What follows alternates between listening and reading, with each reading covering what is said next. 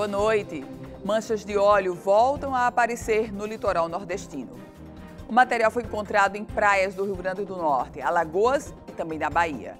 Estudos indicam que se trata do mesmo óleo do desastre de 2019. E você vai ver também.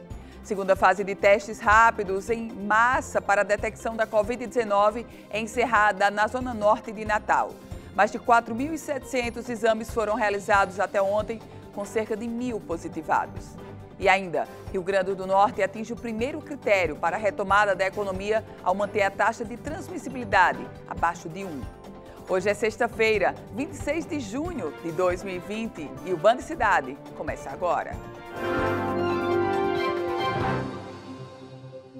A Prefeitura de Natal encerrou hoje a segunda fase de testes rápidos para a detecção da Covid-19 em larga escala. O trabalho, que teve início semana passada na Arena das Dunas, foi ampliado esta semana na zona norte da capital potiguar. Seu Reginaldo chegou às 5h30 da manhã, acompanhado da esposa, para fazer o exame nesse último dia de testagem na zona norte de Natal. A expectativa é essa, a gente tem que fazer pensando que vai dar negativo.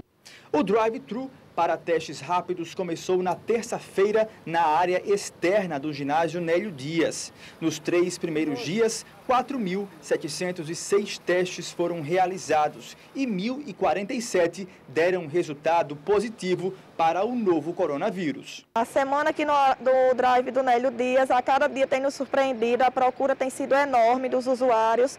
Ontem batemos o recorde de mais de 1.700 usuários foram testados. Essa foi a segunda fase dos testes, realizado pela Secretaria Municipal de Saúde de maneira gratuita.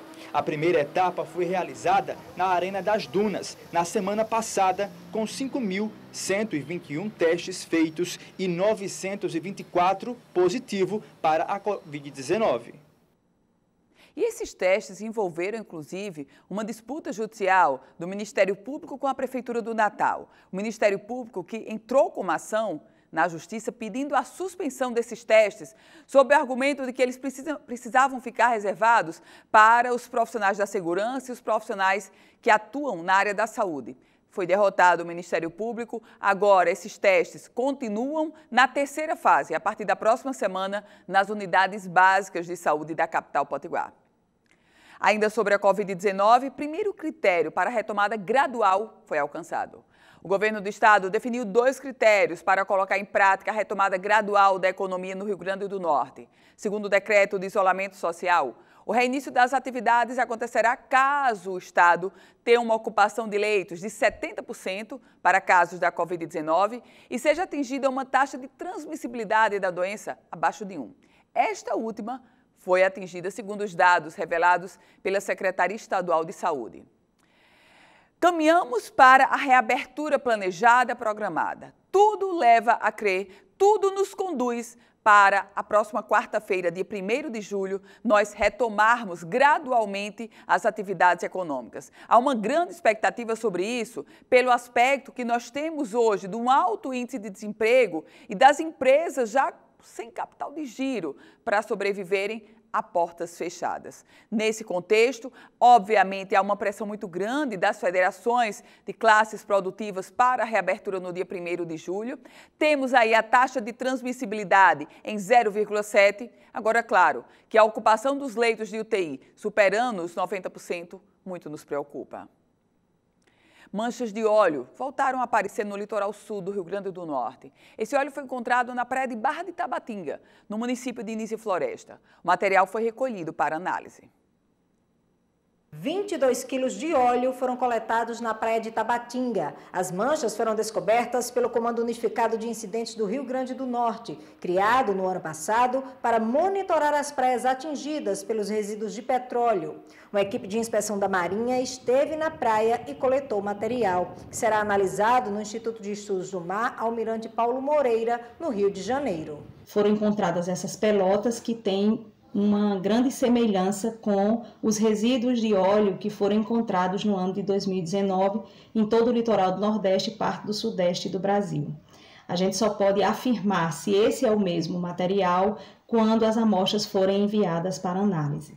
Levando em conta o derramamento de óleo ocorrido na costa brasileira no segundo semestre de 2019, o reaparecimento de óleo no litoral já era esperado, de acordo com o IDEMA. Nós ainda não sabemos exatamente qual foi o local do derrame desse óleo no nosso litoral. Por isso que podem acontecer ressurgência desse material na praia, devido à dinâmica das correntes marinhas do mar. Então, o movimento do mar pode trazer novamente ao nosso litoral os vestígios desse óleo. A população pode ajudar no monitoramento das praias, informando prefeituras e órgãos ambientais sobre o surgimento de manchas de óleo. O comando, que é formado por essas instituições, continuará o processo de monitoramento para possível identificação desse material no nosso litoral. Em caso a população encontre qualquer vestígio desse óleo em qualquer praia do litoral do Rio Grande do Norte, precisa comunicar imediatamente às instituições competentes, a Marinha, mais precisamente pelo 185, ao IDEMA, a Defesa Civil e a Prefeitura do município. Além de Nícia Floresta, o óleo também reapareceu em Alagoas e na Bahia, em praias de Salvador. O material foi analisado pela Marinha, que em nota informou que se trata do mesmo produto que atingiu o litoral nordestino brasileiro no desastre do ano passado. E a gente vai agora a Brasília conferir as notícias do dia no Congresso Nacional. Quem traz as informações é Napoleão de Castro. Muito boa noite para você, Napoleão.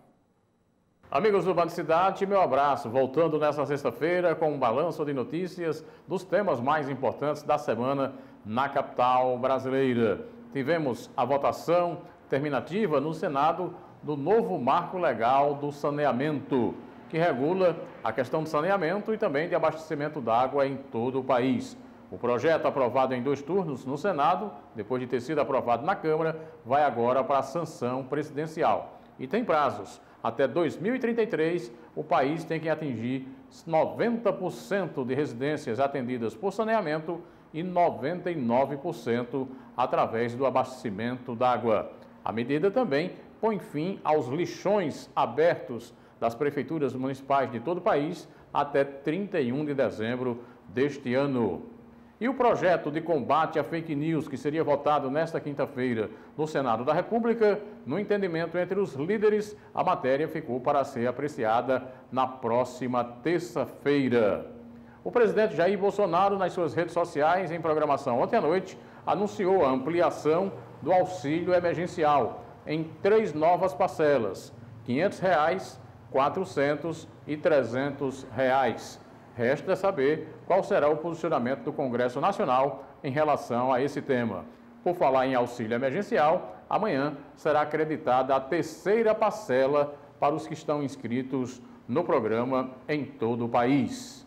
E para fechar as informações desta semana, anunciado o novo ministro da Educação, o educador Carlos Alberto, que vai estar à frente do Ministério da Educação, numa indicação do presidente Jair Messias Bolsonaro.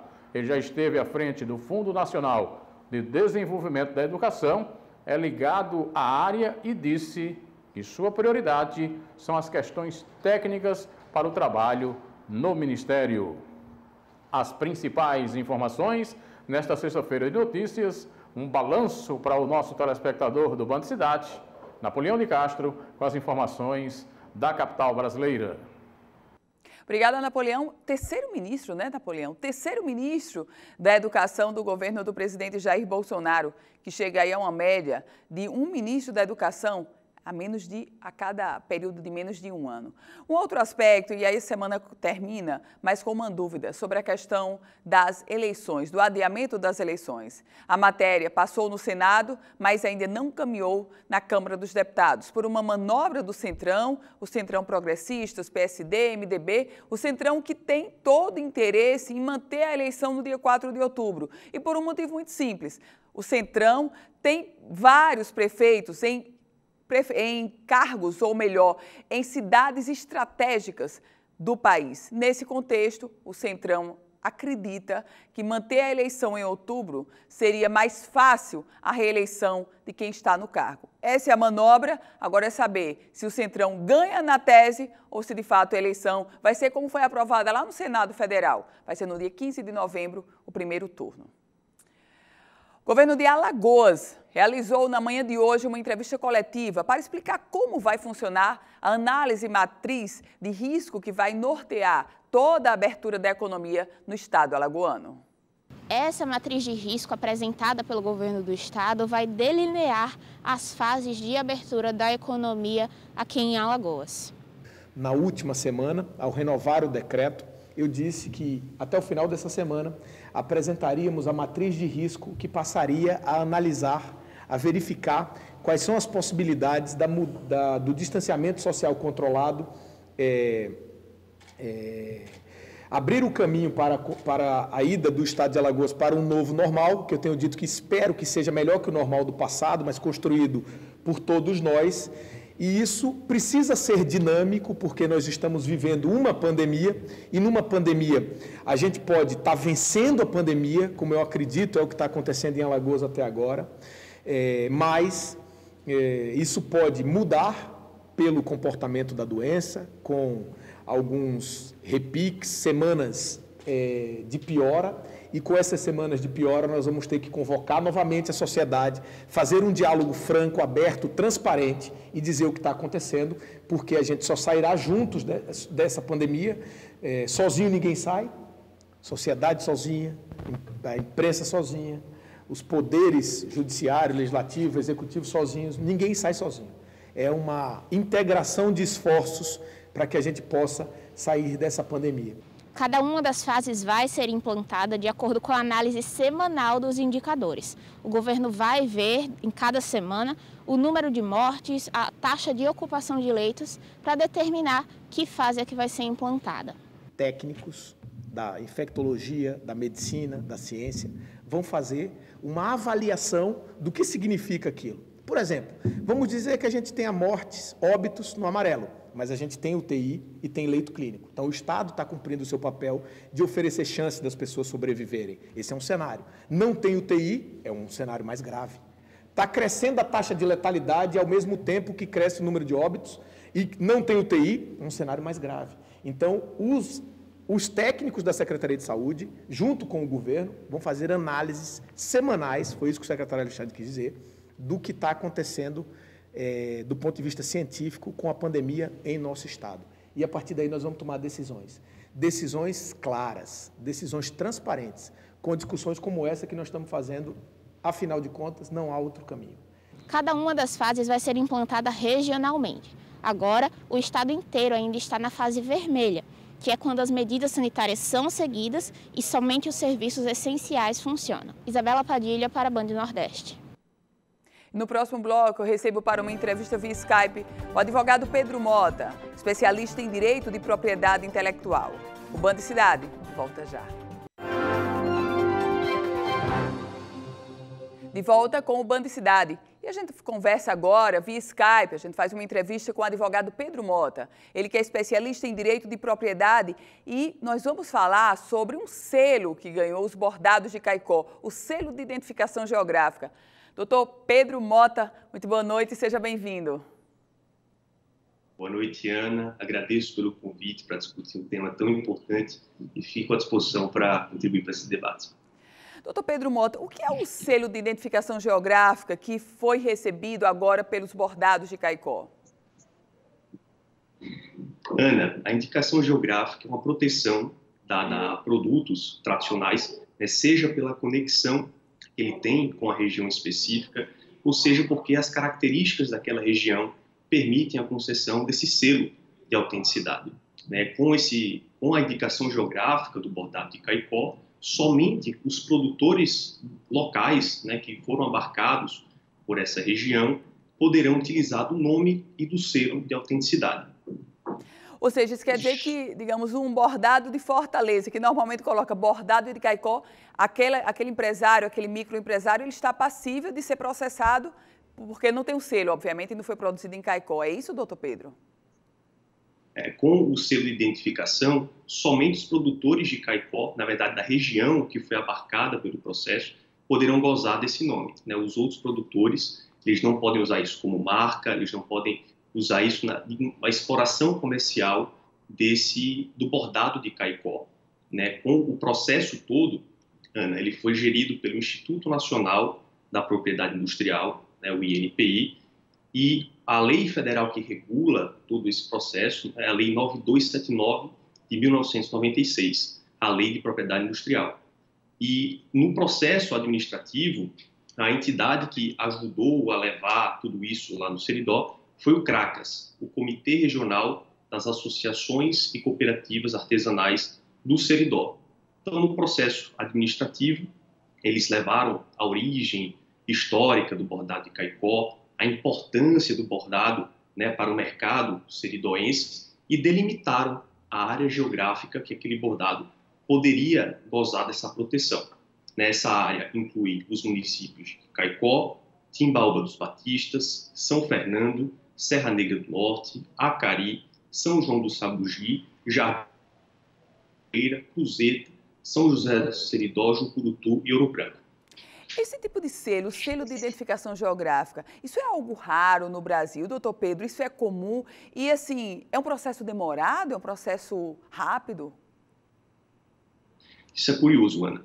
Em toda a história do Instituto Nacional, do INPI, somente 79 indicações geográficas foram concedidas, né? E esse processo, no caso do bordado de Caicó, ele levou 2 anos, né? Ele iniciou em junho de 2018 e finalizou em junho de 2020.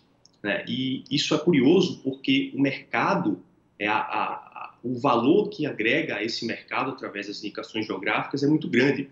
Né? Eu não tenho dados, Ana, especificamente do mercado brasileiro, mas na União Europeia há um estudo que foi divulgado em 2020, trazendo dados, né, de 2011 a 2017, e foi levantado que somente as indicações geográficas do mercado europeu têm um valor de 75 bilhões de euros, né, ou seja, o equivalente a 451 bilhões de reais, quase meio trilhão de reais. Então, é interessante como a indicação geográfica que agrega tanto valor para o produtor local, ele não seja ainda tão explorado em nosso país.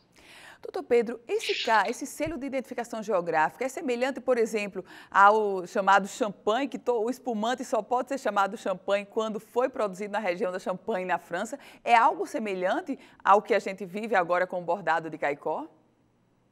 Exatamente, de forma semelhante ao champanhe, ao vinho do Porto, né, ao chocolate belga, o bordado de Caicó, ele tem essa proteção conferida na limitação geográfica, né, dos municípios que foram abarcados no processo administrativo. Então, somente os produtores locais desses municípios poderão gozar desse nome e do selo de autenticidade. Então, de forma semelhante, de fato, o bordado de Caicó se insere entre esses produtos. Me chamou muita atenção quando o senhor disse que em toda a história do INPI, apenas 79 processos. Quer dizer, é um mercado ainda a ser muito aberto, muito desvendado, muito explorado, né, doutor Pedro?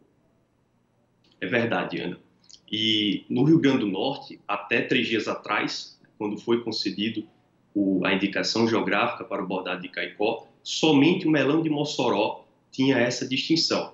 Isso mostra a quantidade de riquezas que nós temos no nosso estado que tem de ser exploradas e que podem gerar tanto valor para a região, né? Não só para os produtores que gozam dessa exclusividade, desse valor de mercado, para a produção de empregos, já que somente aqueles municípios poderão gozar dessa distinção, né? O turismo que isso gera também em torno da região. Então, todos esses aspectos devem ser considerados pelos produtores, né, de produtos tradicionais para buscar a formação, reconhecimento de sua indicação geográfica.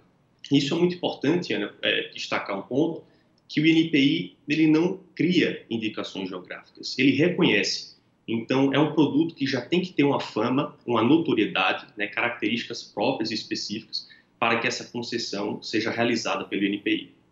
Quais são os documentos, doutor Pedro? Como provar que há uma localização própria para o bordado de Caicó? Quais são os documentos em um processo desse? Para formalizar esse processo, Ana, é interessante formar uma associação.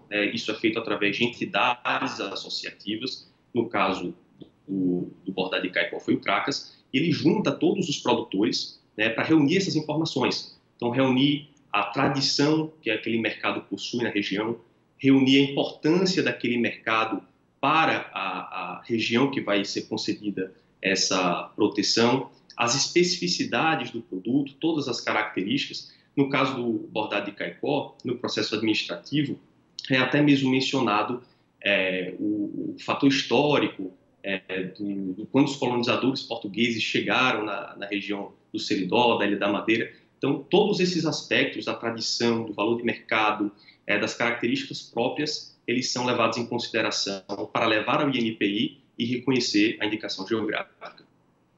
Doutor Pedro Mota, advogado, especialista em direito de propriedade. Muito obrigada, doutor Pedro, por sua entrevista aqui no Band Cidade. Obrigado, Ana. Agradeço pela disposição. E as bordadeiras de Caicó estão de parabéns, né, doutor Pedro? Então, parabéns às bordadeiras, os produtores de toda a região do Seridó. É verdade. Muito obrigada e excelente noite para o senhor. E o Band Cidade vai para um breve intervalo. A gente volta a se encontrar em um minuto. De volta com o Band Cidade. E agora tem um recado para você. Olha só, se você está sentindo algum sintoma da Covid-19, como febre, coriza, tosse, dor de cabeça e dor no corpo, não saia de casa. Você pode se consultar com um médico do Apivida, através da teleconsulta. Esse é um novo serviço que foi feito para garantir seu bem-estar e para seguir as recomendações da Organização Mundial da Saúde. E é fácil de usar, igual aquele aplicativo de mensagem que você já usa.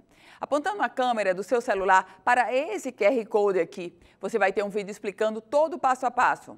Não tem erro. Também dá para acessar o YouTube do Apivida e assistir o vídeo na hora que você quiser. E vale dizer, você não paga nada mais por isso e tem acesso a consultas médicas 24 horas por dia. E se você quer apenas tirar dúvidas sobre o coronavírus, é possível conversar com um dos nossos profissionais da saúde pelo chat online, acessando esse QR Code ou pelo telefone 24 horas. É assim, com inovação, acolhimento, medicina de qualidade e o trabalho de todos por todos, que juntos venceremos a Covid-19. Apivida, todos por todos. Mudando de assunto, e que tal abastecer o carro e fazer uma ação de solidariedade? Amanhã tem ação no posto Novo Horizonte. O repórter Silas de Nóbrega traz agora as informações para a gente.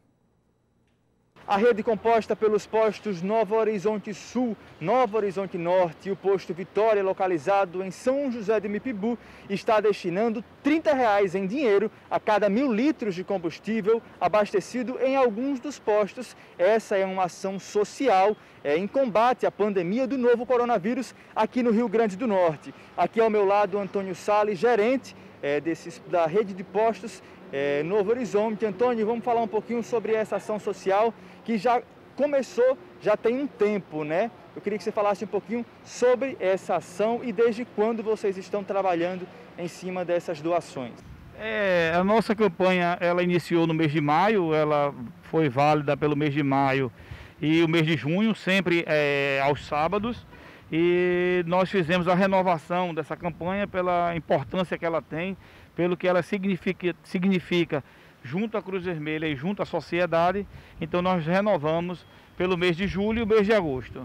A campanha, esses R$ 30, como é que ele está sendo destinado, para quais ações vocês estão destinando esses valores? Esses valores eles são destinados à Cruz Vermelha justamente no intuito de contribuir com a Cruz Vermelha para que ela possa dar continuidade às ações humanitárias que eles desenvolvem aqui no estado do Rio Grande do Norte. E algo muito importante é que as pessoas estão se conscientizando cada vez mais e estão abastecendo, né, Antônio, em um dos postos da rede Novo Horizonte, justamente aí também entrando nessa causa que é tão importante nesse momento de pandemia. Justamente, a gente renovou essa parceria com a Cruz Vermelha justamente pelo engajamento que nós temos observado da sociedade, porque nós fizemos a nossa parte e a sociedade complementa justamente fazendo os abastecimentos sempre aos sábados para poder contribuir também com a Cruz Vermelha. Além de fazer o gesto e o ato do abastecimento, ele faz um gesto de caridade que está ajudando a Cruz Vermelha. Antônio, muito obrigado pela participação e pelos esclarecimentos. Volto com vocês aí no estúdio. Obrigada, Silas. E o Band Cidade vai ficando por aqui. Lembre-se que todas as informações da política você confere no politicainfoco.com, um site especializado na política do Rio Grande do Norte e do Brasil. Você acompanha agora o Jornal da Band e o nosso próximo encontro é segunda-feira. A você um bom final de semana, uma excelente noite. Até segunda.